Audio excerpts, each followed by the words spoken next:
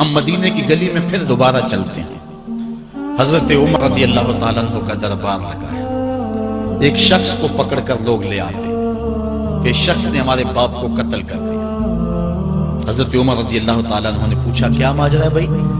اس نے کہا جی واقعی میں ان کے باپ کا قاتل ہوں، لیکن میں نے قصداً قتل نہیں کیا۔ ہوا یہ کہ میں ایک مسافر ہوں، جا رہا تھا، راستے کے اندر سبز چراگاہ تھی، میرا اونٹ بھوکا تھا، اس چراگاہ میں داخل ہو گیا۔ اس کے بوڑھے باپ نے پتھر اٹھایا اور میرے اونٹ کو مارا، اس کی آنکھ نکل گئی۔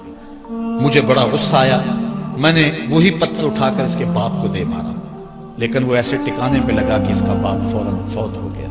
میرا قصد اور ارادہ نہیں تھا، لیکن بہرحال میں اس بات کا اقراری ہوں کہ میں نے اس کے باپ کو قتل کر دیا ہے۔ آپ جو حکم سنائیں میں اس کو قبول کروں گا، لیکن میں ایک مہلت مانگتا ہوں کہ میرے دوست، میرے بھائی کی کوئی رقم میرے ذمے ہے، میرے پاس اس نے امانت رکھی ہوئی ہے اور وہ مجھے پتا ہے کہ میں نے کہاں چھپا کے رکھی ہوئی ہے۔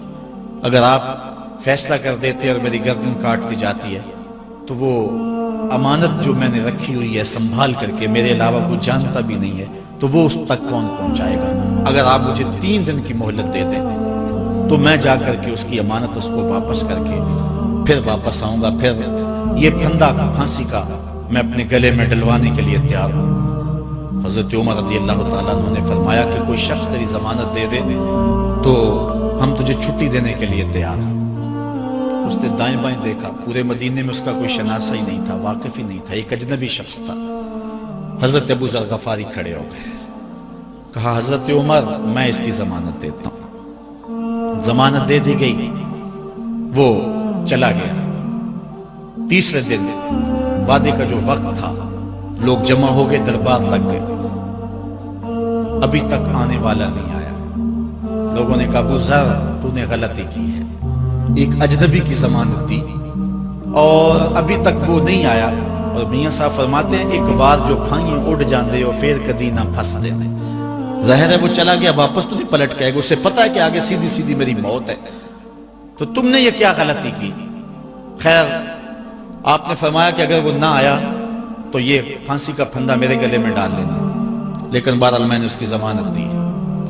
کچھ عرصہ بیتا کہ دور سے گرد و غبار اڑتا ہوا دکھائی دیا۔ جب صورت واضح ہوئی تو وہی شخص تھا۔ حضرت عمر فاروق رضی اللہ تعالیٰ عنہ کے دربار میں کھڑا ہو کہنے لگا حضرت کسی وجہ سے تاخیر سے پہنچا ہوں، معذرت چاہتا ہوں، اب جو حکم ہے پورا کیجیے۔ حضرت عمر رضی اللہ تعالیٰ عنہ اس کے پھانسی کے احکامات جاری کر چکے تھے۔ آپ نے فرمایا کہ ابو ذر یہ بتا کہ تو نے اس کی ضمانت کیسے دی جب تو اسے جانتا نہیں تھا؟ تو سن حضرت ابو ذر غفاری نے کیا کہا ایک اجنبی میرے محمد کے مدینے میں پناہ مانگ رہا تھا اور اس نے چاروں سمت دیکھا اور کوئی شخص نہیں تھا جو اس کو امان دیتا اور اس کی ضمانت دیتا، تو میں نے اس لیے ضمانت دے دی کہ نہ بھی آیا تو اپنی جان چلی جائے گی، کل کو یہ تو نہیں کہے گا کہ محمد کے مدینے میں کسی نے ضمانت مانگی تھی، پورے شہر میں کوئی ضمانت دینے والا نہیں تھا۔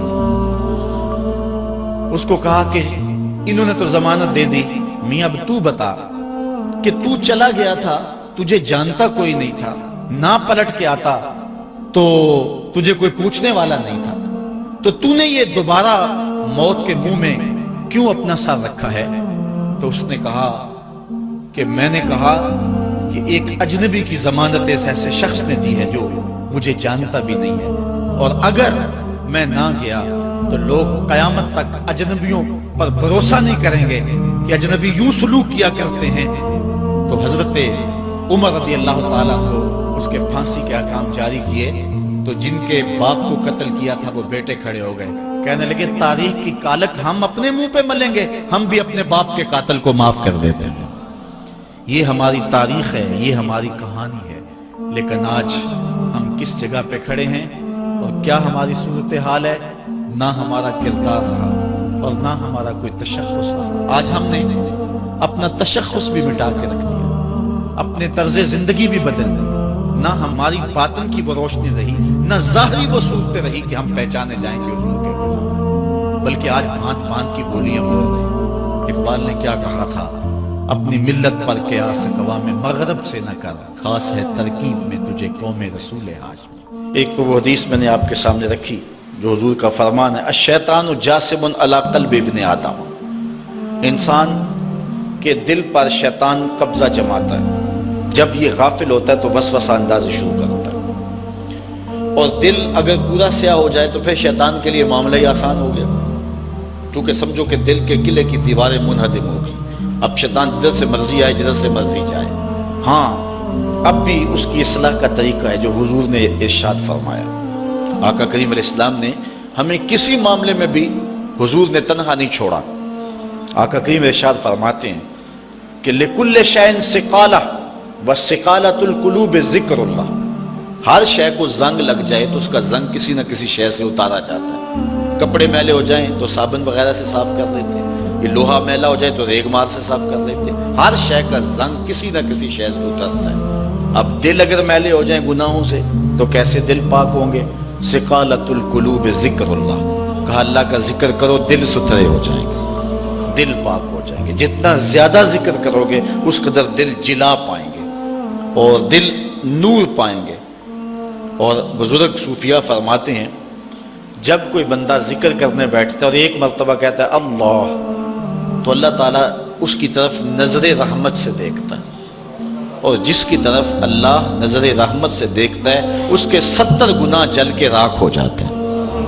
تو ایک مرتبہ اللہ کہنے سے 70 گناہ مٹ گئے، پھر یہ بار بار تکرار کرتا رہا تو دل جو ہے وہ آہستہ آہستہ مصفہ ہونا شروع ہو، دل سیکل ہونا شروع ہو جاتا ہے، دل پاکیزہ ہونا شروع ہو جاتا ہے، اس کے اوپر سے غلاظت، گندگی اور جو دل کے اوپر چڑھا ہوا غلاف ہے وہ اتر جاتا ہے، اور دل پھر انوار پانے لگتا ہے، پھر اس کو ذکر بھی چاشنی دیتا ہے، اس کو فکر بھی لذت دیتا ہے، اس کو نماز و سجدے میں بھی سرور ملتا ہے۔ جب دل پر نور نہ ہو تو پھر شکایت یہ ہوتی ہے نماز پڑھتے ہیں سرور نہیں ملتا، نیک عمل کرتے ہیں لطف نہیں آتا۔ اصل وہ دلوں کے اوپر حجابات آ چکے ہیں، دلوں کے اوپر پردے آ چکے ہیں، اگر وہ اتر جائیں اور وہ کثرت ذکر کے ساتھ جو ہے وہ پردے اتریں گے۔